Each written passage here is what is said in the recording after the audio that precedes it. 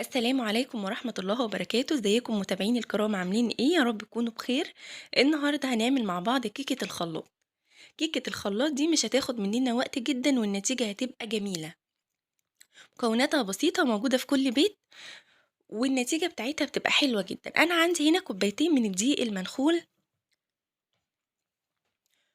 كوباية من اللبن، وربع كوباية من الزيت، وكوباية من السكر، وكمان استخدمت 3 بيضات. وعندي هنا كيس من البيكنج باودر، وكمان كيس من الفانيليا. كيس البيكنج باودر ده انا مش هستخدمه كله، انا هستخدم بس نص الكيس، لان انا هعمل صينيه مقاسها 28.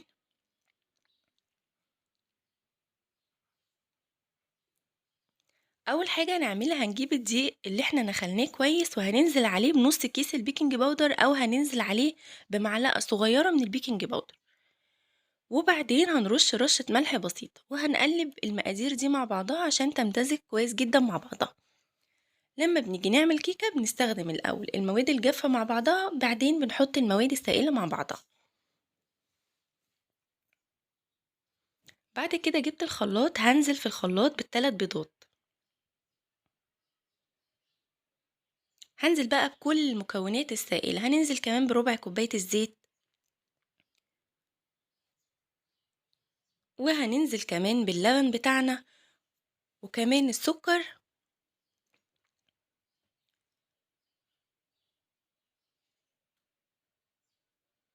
طبعا دي كوباية سكر، حابة تزودي تحطي نص كوباية مفيش مشكلة، حابة تحطي كوباية ونص تمام. بس هي كوباية على كوبايتين الدقيق، كوباية السكر على كوبايتين الدقيق بتخلي طعم الكيكة مظبوط. وكمان هنزل بكيس الفانيليا. طبعا كيس الفانيليا ده عشان لو في اي ريحة موجودة في البيض تروح. هضرب بقى كل المكونات دي كلها مع بعضها في الخلاط. انا عايزه اقول له خلاص احنا كده يعتبر فاضل حاجه بسيطه وتكون الكيكه بتاعتنا خلصت، لان كل حاجه زي ما اتفقنا في الاول هنعملها في الخلاط. هنا بضرب كل المكونات مع بعضها في الخلاط، بعدين هجيب الدقيق وهفتح الغطا بتاع الخلاط من فوق، وهنزل بالدقيق معلقه معلقه. بذمتكم بقى في اسهل من كده؟ كل حاجه مع بعضها في الخلاط، ولا هنحط الدقيق في الطبق وهننزل عليه بالمواد السائلة، لا لا، كله كده مع بعضه في الخلاط. بس اهم حاجة وانت بتعملي الخطوة بتاعت الدقيق دي تنزلي بالدقيق معلقة معلقة، والخلاط بتاعك شغال ما يقفش علشان الدقيق ما يكلكعش. معلقة معلقة كده بالراحة لحد ما تخلصي كمية الدقيق اللي موجودة عندك كلها. بعدين جبت صينية تيفال، او ممكن تعمليها في الأناموليا. الصينية دي مقاسها 28. طبعا الصينية دي حجم الصينية كبيرة على الكيكة او على كمية الدقيق اللي انا عاملاها، بس انا علشان عايزة السمك بتاع الكيكة يطلع بتاعي رقيق، ما يطلعش عريض او كيكة تطلع منفوخة، عايزاها تطلع السمك بتاعها رقيق.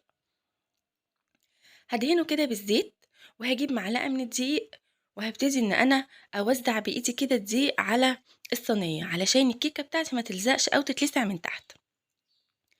طبعًا لو عايزة الكيكة بتاعتِك الحجم بتاعها يبقى يتضاعف، ممكن تعمليه في صينية مقاسها 24 أو 16. بعد كده جبت الخليط اللي أنا ضربته في الخلاط، بُصّوا ما فيش ولا حاجة مكلكعة ولا أي مشكلة، أنا ضربته كويس في الخلاط أهو، بُصّوا ما خدتش مننا أي وقت خالص.